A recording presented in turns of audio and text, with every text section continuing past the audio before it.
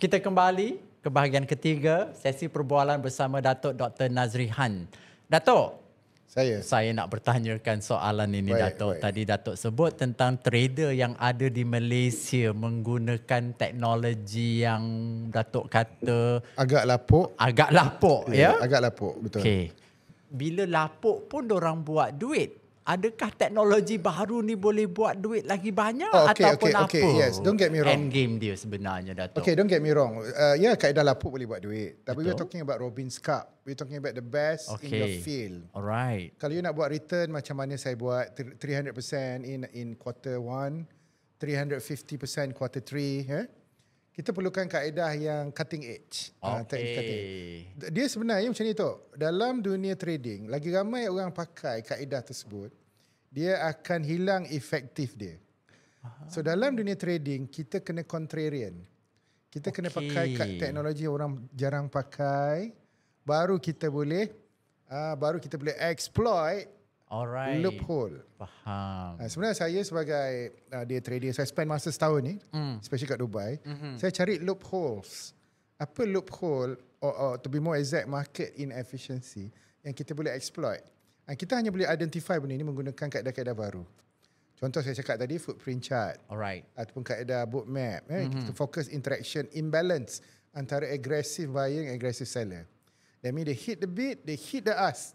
Okay. Right? Yang hit the ask tu 10 kali ganda daripada hit the bid. Okay. And dia akan create imbalance at 3 price level. Okay. So itu akan create satu reversal pattern yang sangat powerful. But of course, this only lasts for a few minutes. Alright. But enough for scalper like me to make a lot of money, to make it a 300% return in Robbins Cup. Dekat Malaysia, kita tak salahkan mereka sebab mereka banyak menggunakan kaedah-kaedah yang lapuk, bukan nak cakap lapuk, kaedah yang kekang zaman. Right.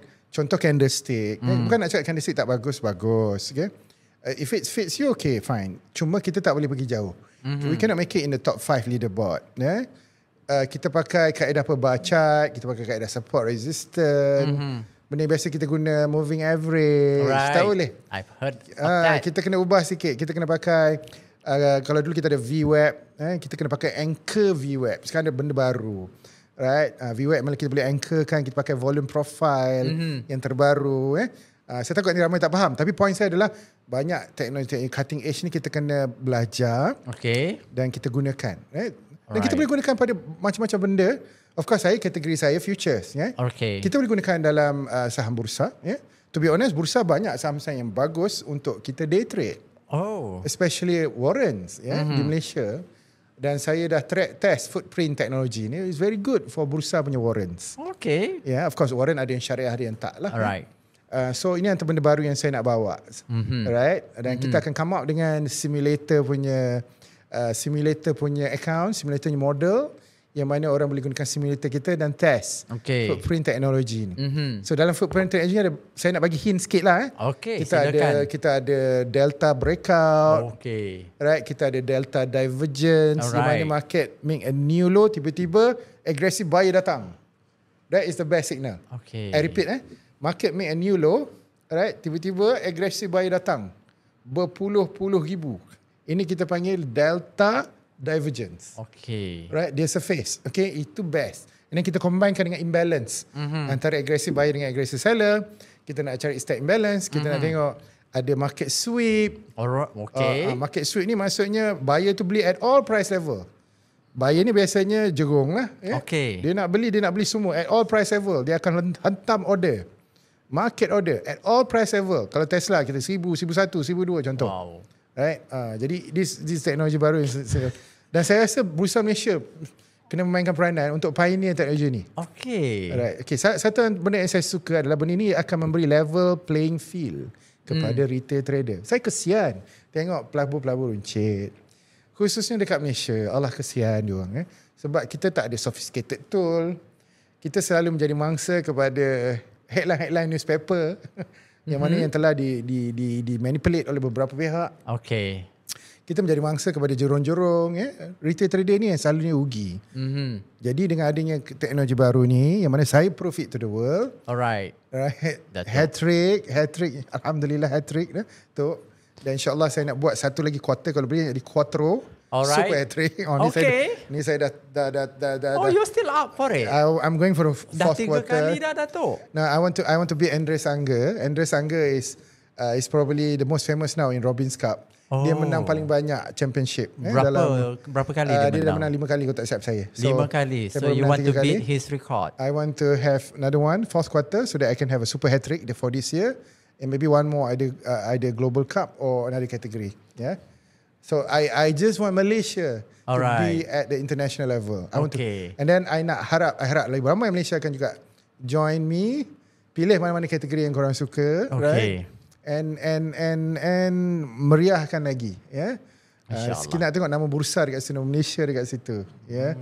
That's good. Okay. Cuma satu benda yang saya seronok adalah saya melihat community yang tak ada kat Malaysia. Yang bila kita masuk Robins Cup ni, World Cup Championship ni, tiba-tiba LinkedIn kita akan penuh dengan trader-trader lain akan bertanya kita. Dalam kes saya lah, bila saya dapat nombor 1 quarter 1, penuh LinkedIn saya dengan semua trader-trader satu dunia bertanya, are you from Malaysia? How come Malaysia can be number 1 in day trading championship? What are the technology that you have? Where do you learn from? Do you mind to come to New York and have a dinner with me? Ini something yang sangat-sangat menguja saya dan I get inspired by it lah. Alhamdulillah. Sebab saya tak pernah tengok ada American yang text orang Malaysia ajak pergi dinner ke sana dan bagi short seminar di US, in New Jersey or in New York and all that. Tapi dalam statement dan juga kata-kata Datuk tadi tu, saya dapat rasakan sedikit rasa hampa tu, Datuk. Kenapa? Datuk kata LinkedIn Datuk being bombarded by people from overseas yang teruja dan mahu bertanyakan tentang Datuk dan berkongsi tentang not Malaysian. Jadi how saya does tak tahu that di Malaysia itu problem saya rasa di Malaysia, minta maaf orang ramai yang banyak menyalahkan gunakan nama saya. I've been a victim of identity theft. So many people when talk about Didi Engki, they think I'm a scammer. Right? That is the facts. But banyak Telegram tu beribu-ribu orang menggunakan image saya untuk benda-benda bangang yang bukan saya. Right? So scamming is a cancer in Malaysia. Scam, especially Telegram. Saya nak saman Telegram sekarang. Saya nak saman Meta. We already go to US now. So I cannot do things about it. Right? So Malaysian bila sebut Didi Engki, ramai ingat saya scammer. But yet I prove it. I'm the first scammer yang menang juara trader dunia 3 kali berturut-turut. If I'm truly a scammer, how do I make it into Robins Cup? Right? So to be honest, sangat saya sedih dengan fellow Malaysian. The reality of trading in Malaysia. Kita ambil konsep money lah. Sangat sedih kat Malaysia. Nombor 1, gaji kita rendah. Gaji kita 50% daripada 10 juta rakyat yang bekerja kat Malaysia. Gaji mereka, Datuk, gaji bawah RM5,000 tu. Sedih sangat. 50% kat Malaysia gaji bawah RM5,000. Dan kita tahu daripada situ lebih kurang 20% gaji mereka RM1,500. Ni tak cerita lagi income inequality. Alright. Gaji Melayu 30% rendah daripada gaji Cina. Ini income inequality di Malaysia. Ini pendapat ataupun this is daripada statistik yang sahih? Kita dapat. I'm an economist by background. I know about this. We also know, of course lah, ringgit at one time go to 4.7, right? Right. Before it's stringent, tahniah kepada kerajaan Malaysia. But it does hit 4.7. And then hutang kita, Masya Allah, hutang kita negara. Right, saya cerita ni semua orang percaya ke tak, 1.5 trilion ringgit, Datuk. 1.5 trilion ringgit hutang Malaysia, national debts. Alhamdulillah di bawah pimpinan Yang Amat Berhormat Perdana Menteri dah kurang sikit. We have that political will, walaupun unpopular, to do it. But I believe day trading is the best to tackle semua masalah ni. Sebab trading is a democracy for anybody. Whether you're rich, whether you're poor, whether you daripada economic background atau engineer background, semua orang boleh jadi trader tanpa menggunakan ilmu yang canggih-canggih. Ilmu yang you perlukan adalah chart pattern. Alright. You kena tengok chart pattern, you kena practice banyak kali, that's all about it. Right? It's a democracy. dia boleh mengurangkan gap antara orang kaya dengan orang miskin. Income inequality. So bermaksud kalau saya bekerja makan gaji, saya masih lagi boleh trade. Of course you boleh trade as low as RM10. Kita ada banyak broker-broker yang you hanya perlu masuk duit RM10, RM1 pun ada, where you can trade micro lot or nano lot. But of course lah you tak rasa dia punya impact, return. My point adalah it's good if you become trader. Dia is a democracy. Okay. Democratize opportunities. Alright. Especially you day trade, you dapat banyak immense opportunity. Immense opportunity yang mana you get that monster set up, you boleh buat duit a few $100 in just a few minutes. Wow. Tapi of course lah dia ada waktu dia 8 daripada 10 works, 2 daripada 10 tak works. Okay. Alright. So that's my point. So dalam dunia trading ni kita kena ada cakap perseverance, kita kena ada guru yang bagus, mursyidul am.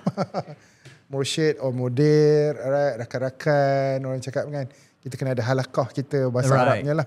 Alright, kita kena ada bahasa Arab cakap manjada wajada, manzara'a hasada, tu dia ustaz dia yang kirim cakap ni. Maksudnya siapa yang mencari dia akan jumpa. Man wajada manjada, siapa yang bersungguh-sungguh dia akan jumpa. Wajada manzara'a, siapa yang menanam hasada, dia akan dapat menuai.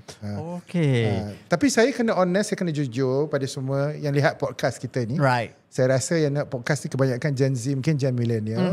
Kita nak buat complicated strategi ni lebih mudah dipahami, right?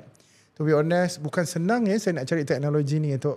Okay. I've been in this line, since masa saya dekat Affin Huang 10 tahun sebagai economist dan juga analyst It takes me probably like 15 years to find this technology.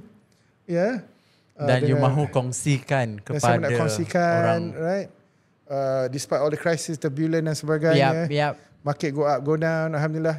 So dari segi personal achievement saya, I'm a World Cup day trading champion for 3 quarters. Dari segi fund manager, chief investment officer, alhamdulillah produk kita boleh dikatakan antara membanggakan. Alright. Private mandate return kita agresif. 100% as at the end of June of this year. Dana Gani 200% as at the end of June. That shows my strategy works. Okay. You have been an economist for the longest time. Correct. Okay, you have seen the market. I was a former fellow Dewan Perniagaan Melayu Malaysia satu ketika dulu. And then realitinya Dato', apakah realiti Malaysian in terms of money bagi pendapat Dato'? Itulah dia, it's very sad. Reality of money dekat Malaysia very sad. Ramai orang tidak didedahkan kepada konsep of money ataupun lebih tepat sains kekayaan. Macam ni kita nak beranakkan duit kita. Ramai orang dekat Malaysia, unlike what we see in US or UK, daripada umur seawal 7 tahun dah didedahkan kepada konsep of money. Budak kecil dah tahu what is money. Right? Money is not just the notes that you see. Money is a tool for you to become rich, to become happy in your life. Budak-budak kecil dah diajar saham Tesla, saham Meta, Google, right? So it's common. That's what I see in Dubai, international school lah. Alright. So they already teach them. In Malaysia kita tak diajar. Universiti tak ajar kita macam mana kita nak kaya. Tak ajar. Universiti tak ajar kita macam mana billionaire jadi kaya, right? Most of them are risk taker. Right? Most of them are risk taker. They are not technocrat. They are not aristocrat. Most of them are self-made millionaire. They take risks, right? When the opportunity come, when the monster opportunity come, they go full swing, right? So dekat universiti tak ajar ni semua. So kita kena ajar konsep money. Money is very sad in Malaysia. Of course, gaji kita banyak rendah. Right. Model duit kita salah.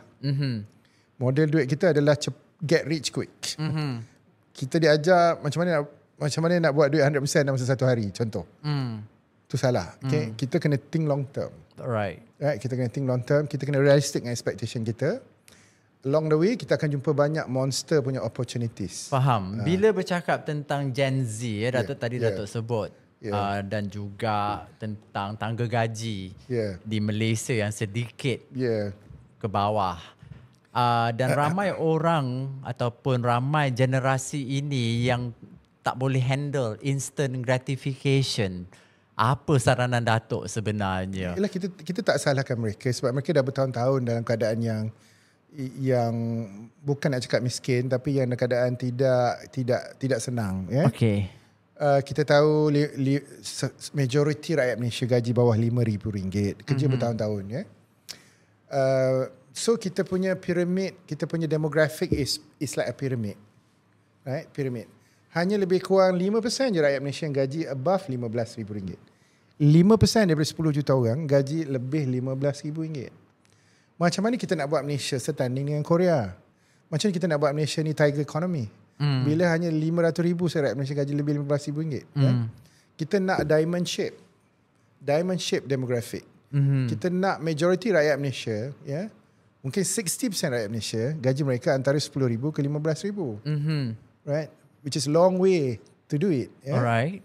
So, benda pertama yang kita kena buat sekarang adalah to produce the middle class society. This is what lacking in Malaysia.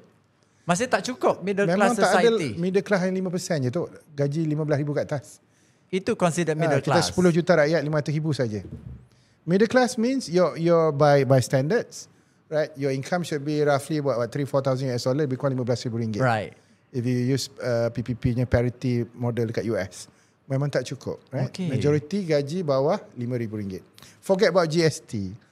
Okay, forget about what tariff, all this. I know it has been an honourable work by the government to rationalize the subsidy. Okay. Reduce electricity tariff for those that need it.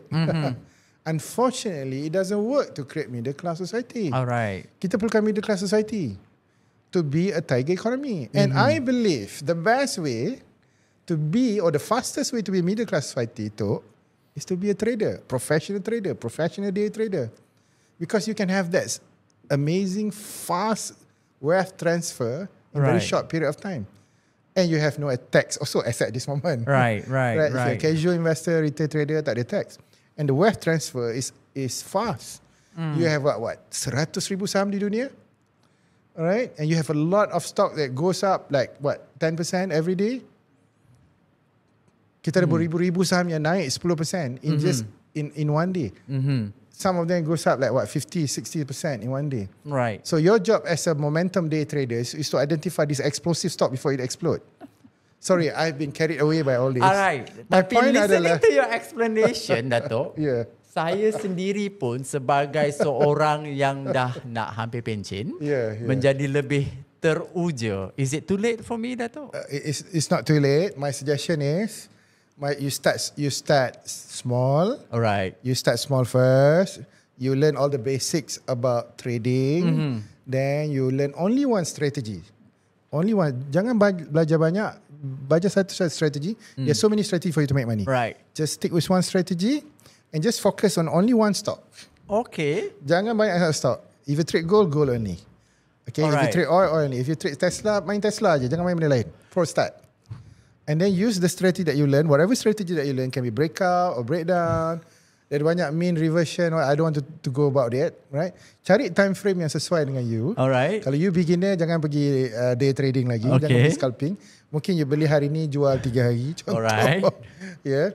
And pakai banyak simulator account. Faham. Right? I think that's the best tip I can give to you. Okay. InsyaAllah Academy saya akan bawa konsep ni. So it's not too late for people like me in the 50s, you know, to participate. Of course not.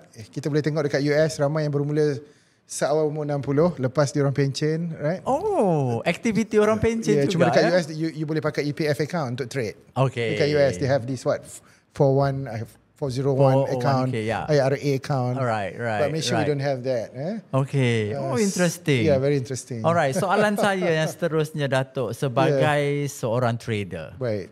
Apa realiti Malaysian berkaitan dengan investing ni? Apa yang Datuk nampak Malaysian with investing from a trader's perspective? Okay, kita ada dichotomy tu dia. Kita ada dua group. Satu group yang betul-betul investment conscious. Saya boleh tengok banyak investment conscious, especially on our Chinese friend. They're very investment conscious. Daripada anak dia lahir, dia dah start nak invest. They want to invest early for their kids. So this segment, I really respect them kat Malaysia. Tapi segmen ni tak banyak. Sikit sangat kat Malaysia. Mungkin 10%, right? So anak dia lahir, dia dah invest. Okay? They go for insurance and all that. But majority Malaysia, they, apa bahasa Inggeris tu? They procrastinate. Apa bahasa Melayu Bertangguh. Dia menangguhkan investment. Bagi dia investment tak penting. Right? Ini salah. Dia ingat investment kena RM1,000. Tak. Kita boleh invest awal RM10, RM100 dengan mana unit trust yang bagus. Sebab investment, you need time at your side. Right? Jadi ramai orang tak dedahkan kepada konsep-konsep investment yang bagus. Contoh, you kena start small, you kena diversify asset you, you kena automate kalau boleh, gunakan direct debit instead of budget. Budget doesn't work in investment. Budget does not work in investment. You kena automate, you kena direct debit, you kena kalau boleh bagi cek 10 cek sekali contohlah untuk 10 bulan instead of you bagi setiap bulan. It doesn't work. Ya Datuk, sorry. Bercakap tentang itu Datuk. I mean, saya seorang yang dah melepasi umur 50 tahun.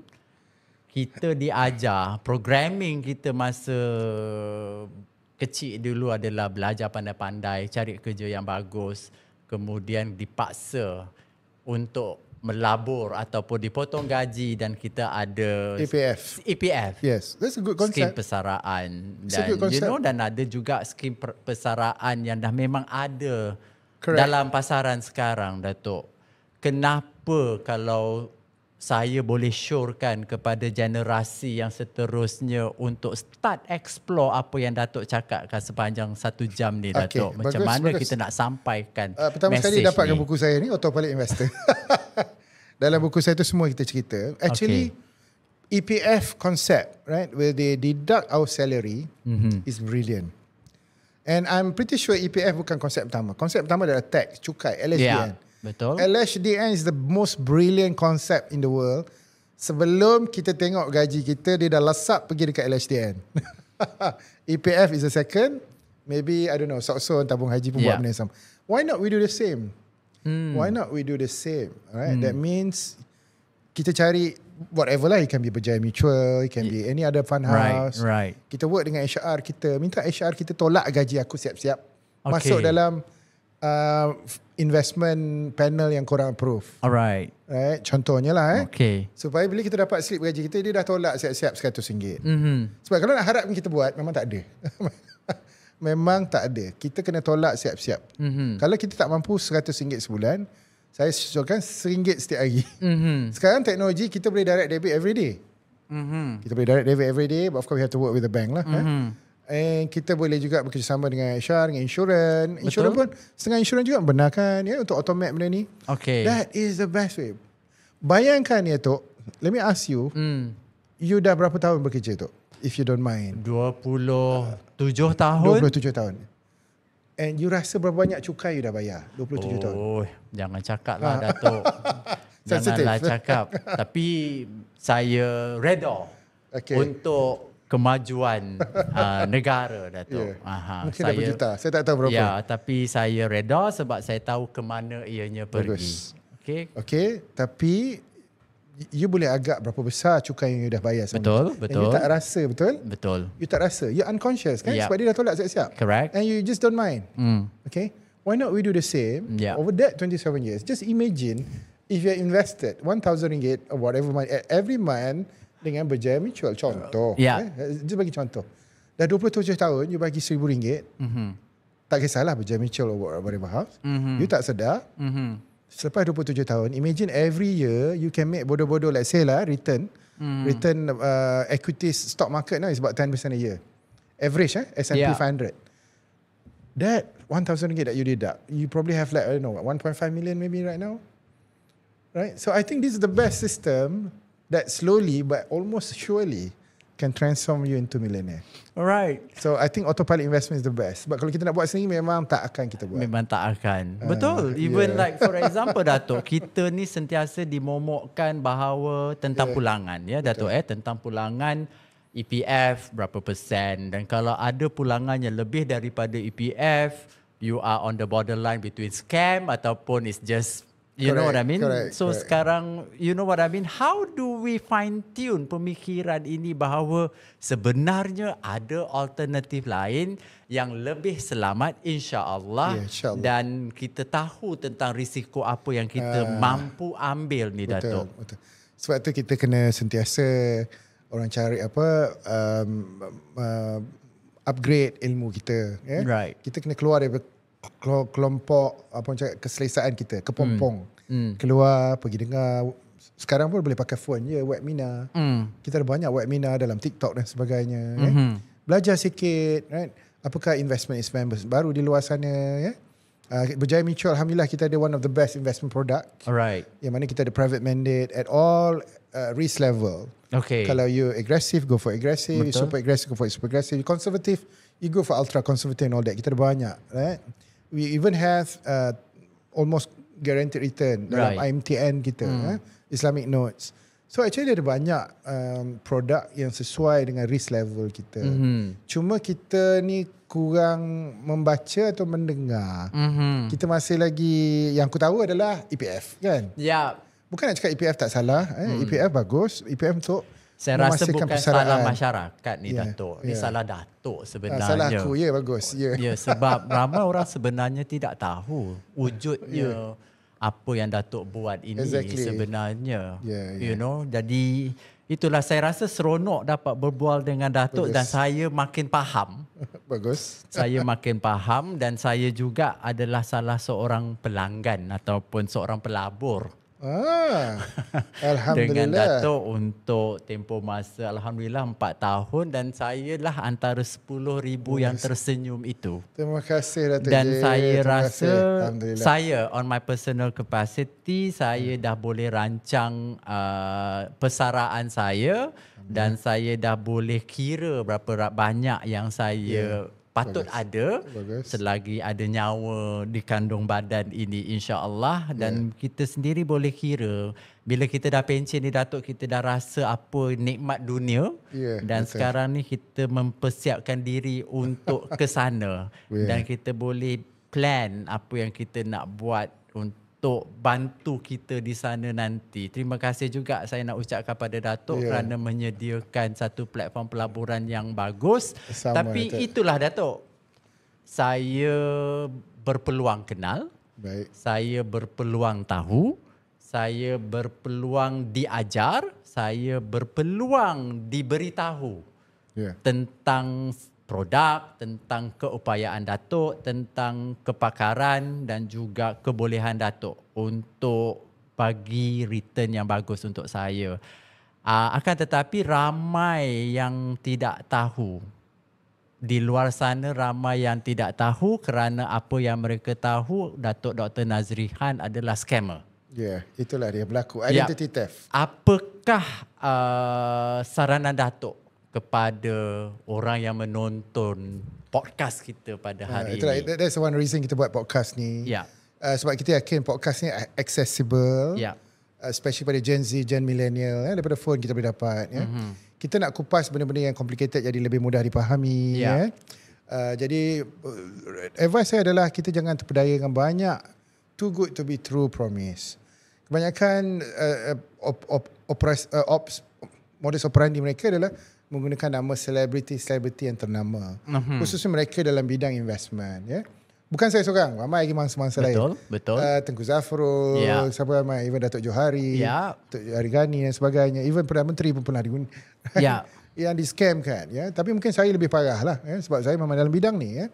Jadi nasihat saya, pastikan yang maklumat yang dapat tu ada maklumat yang betul, is real di DNK. Right? Sebenarnya senang nak tahu di scam ke tak. Google je. Kita Google. Kita tengok apa phone number di DNK sebenarnya. Berjaya Mutual kat mana. Kita boleh call. Right? Jangan terpedaya dengan ni. Masalah yang berlaku sekarang ni, saya sedih. Ada seorang makcik ni, dia dah invest. Dia dah invest, dia dah rugi. Lepas tu baru cari saya. Itu okey lagi. Ada yang dah invest, dah terkena, rugi RM20,000. Jumpa saya kat restoran mamak, marah saya. Sebab dia ingat saya ambil duit dia. Ini memang menyedihkan. Malah ada yang kena sampai RM1 juta. Yang melibatkan nama saya dan sebagainya. I think kita dah report polis, kita report MCMC beratus-ratus kali, tak larat dah nak buat. Okay. Alright, semua jurisdiction tu berlaku di luar Malaysia. Jadi nasihat saya, jangan percaya benda too good to be true, belajar sikit apa pattern-pattern scam ni. There's no such thing as free lunch in this world. Kita banyak webinar, datang jumpa saya. Alright. Saya akan buatkan banyak penampilan-penampilan yang lebih InsyaAllah. Yang lebih ganas. Patut kita war-warkan kita akan bongkar macam mana secret saya menjadi juara trader dunia. Dan juga macam nak jadi independent fund manager yang bagus. Right.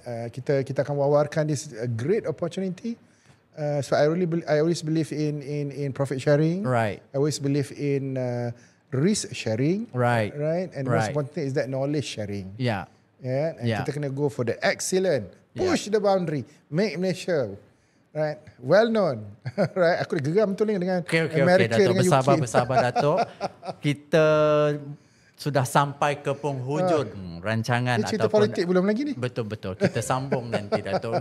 Terpulang kepada penonton-penonton, saya rasa ramai yang teruja dengan penampilan pertama Datuk Dr. Nazri Han di dalam podcast Labur Berhemah pada hari ini, dan kita akan sambung pada sesi seterusnya.